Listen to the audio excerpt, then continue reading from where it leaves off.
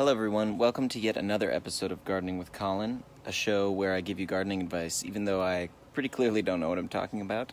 Today's a very special episode because it's the first gardening I've done on Gardening with Colin, and for that matter, it's the first gardening I've ever done in my life, so welcome. We're going to be taking some starter plants, putting them into moist Mother Earth, and hoping they bear fruit. So, without further ado, I am your host, Colin Caulfield, and this is Gardening with Colin.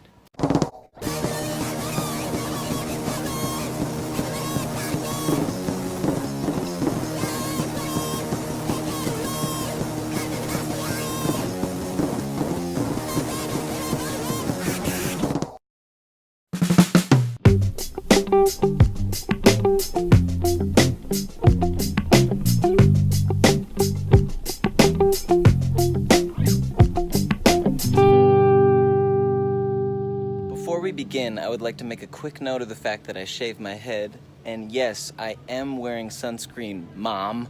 Like I said earlier, today we're going to be putting some starter plants in the ground, and as you can see here, a starter plant is a little bebe plant that's already partially formed. There are a bunch of different reasons why you may want to use a starter plant, but the big one is that it's just a little bit easier, and for a first-time gardener like myself, this seemed like the right method.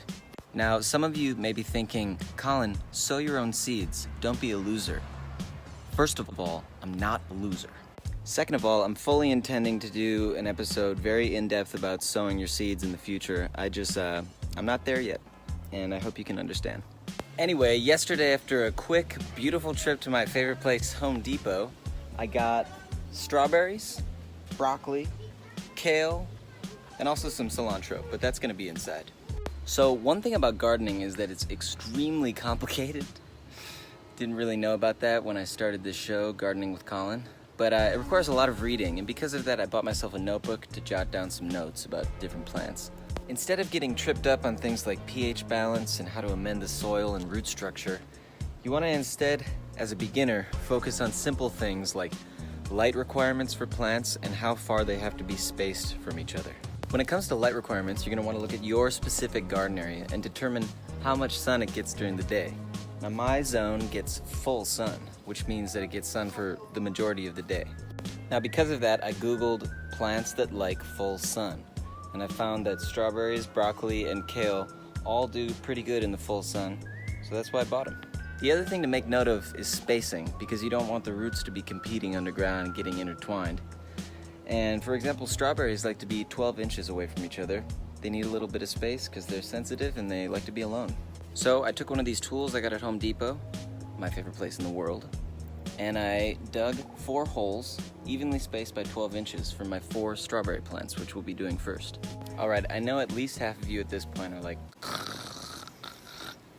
so let's get to it and plant these bad boys.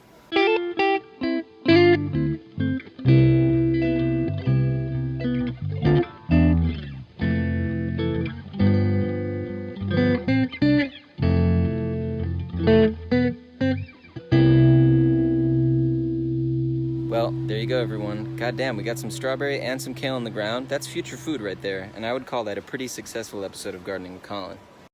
Now, we do have 2 leftover broccoli plants that I forgot to plant, but you know what? I'm gonna save that for next Friday at 5 Eastern Standard Time. Don't miss it. This is Gardening with Colin. I am your host, Colin Caulfield. I'll see you next time.